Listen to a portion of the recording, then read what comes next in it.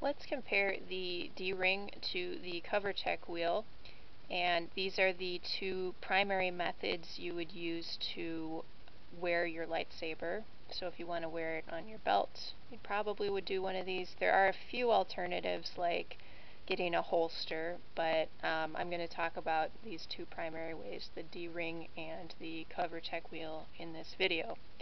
And the sabers that I have here are all Corbin sabers, by the way. And little backstory, so the D-ring, this is what was used for the filming of the original trilogy, so this is how the different people would wear the lightsaber. They'd have the D-ring and they'd have some kind of belt clip like this one, and let me just get it the right way, and they just would hang it on their belt, so you slip the D-ring on this side and you clip it to your belt on this side. That's the D-ring. And then the Covertec wheel was used for the Prequel Trilogy, and how it works is you have Covertec wheel here, you have this Covertec clip where you hold in the sides like this, and then the wheel goes here and you attach it to your belt. And with the Covertec wheel, it's kind of nice because your range of motion when you're wearing the hilt, it's only it's only side to side, versus with the D-ring and belt clip, it could just, really jostle around a lot more, so you have that wider range of motion with the D-ring. One of the other differences, I guess I could detach these things. One of the other differences is the kind of placement. So for the Covertec wheel, you're going to have to choose somewhere on your hilt to put the wheel, and it will be on the side of the hilt. So this is a pretty common spot, kind of on the end toward the pommel, but if you are going to be using the saber to duel, it might kind of get in your way, or it's a little kind of a lumpy spot if you're going to duel with it.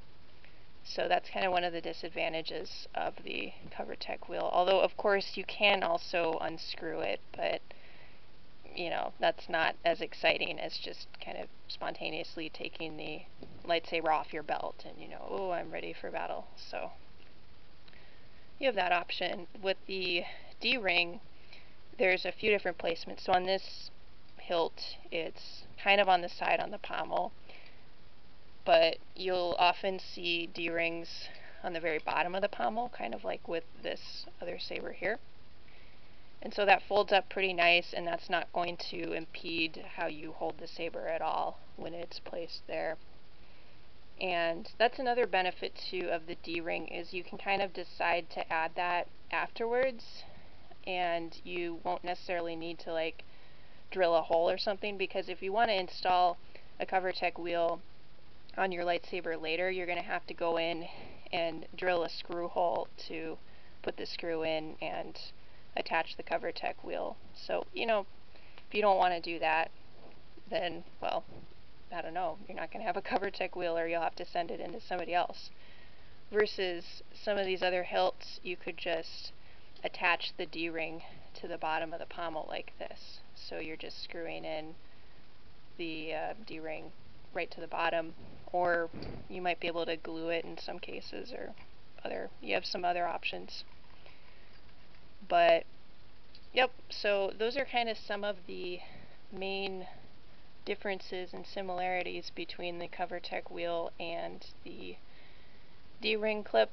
And as a last note, if you're looking at continuity, I guess the D-ring is more of like the New Republic, or kind of a New Hope on convention, since that's how it is in the movies.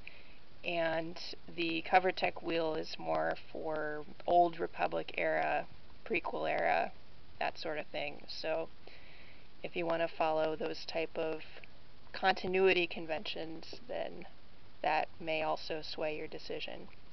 But yeah, anyway, so that is the D-ring versus the Covertec wheel.